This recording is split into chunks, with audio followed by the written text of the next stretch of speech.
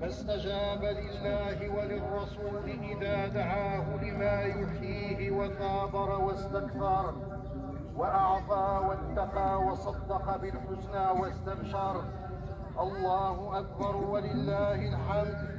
ما أقام الصلاة وآتى الزكاة وحج البيت واعتمر واستمسك بالعروة الوثقى وانتهى واعتمر.